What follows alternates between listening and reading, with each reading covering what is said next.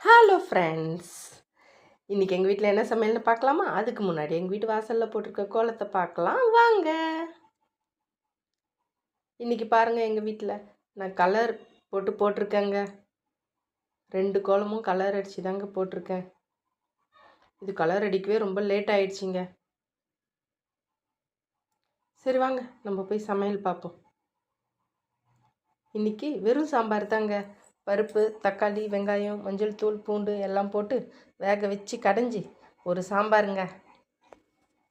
அதுக்கு தொட்டுக்கிறதுக்கு மீன் ஃப்ரை பண்ண போகிறேங்க. அதுக்கு உப்பு, மிளகாத்தூள், மஞ்சள் தூள், மிளகுத்தூள் எல்லாம் போட்டு ஒரு கலக்குன்னு கலக்கி ஒரு 10 நிமிஷம் ஊற வச்சுட்டு அதை அப்படியே எடுத்து எண்ணெயில் போட்டு பொரித்து எடுத்து வச்சிட்டேங்க.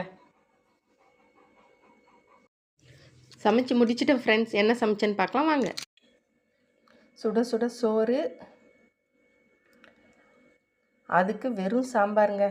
சிலர் வெறும் சாம்பார் சொல்லுவாங்க, சிலர் மிளகாய் கிளி சாம்பார்னு சொல்லுவாங்க. இதுக்கு என்ன பேர்னு நீங்களே ஒன்று செலக்ட் பண்ணிக்கோங்க. அதுக்கு தொட்டுக்கிறதுக்கு கேரட், பீன்ஸ், தேங்காய் போட்டு பொரியல் பண்ணி வச்சுருக்கேங்க. அதுக்கப்புறம் மீன் ஃப்ரை பண்ணி வச்சுருக்கேங்க. காலையில் எல்லாருக்கும் கஞ்சிங்க, சத்து மாவு கஞ்சி. இதாங்க இன்றைக்கி எங்கள் வீட்டு சமையல். சரி வாங்க, கடகடன்னு எங்கள் பிள்ளைங்களுக்கு சாப்பாடு கட்டணும். ஆளுக்கு ஒரு துண்டு மீன் வச்சு கொஞ்சம் காய் வச்சு பொரியல் வச்சு கட்டி அவங்கள ஸ்கூலுக்கு அனுப்பி விட்டாங்க.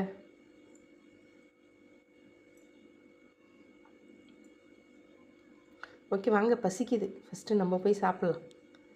ஒரு 2 கரண்டி சாப்பாடுங்க, 2 துண்டு மீன் வச்சுக்கிட்டேன்.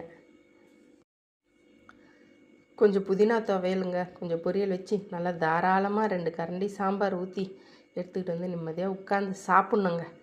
சாப்பிட்டு முடிச்சுட்டு அதுக்கு அடுத்த வேலையை ஸ்டார்ட் பண்ணணுங்க.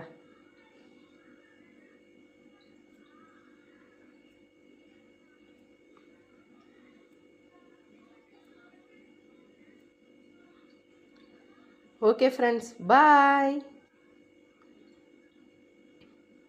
இந்த வீடியோ உங்களுக்கு பிடிச்சிருந்தா மறக்காமல் லைக், ஷேர் அண்ட் சப்ஸ்கிரைப் பண்ணுங்கள் ஃப்ரெண்ட்ஸ். பாய்.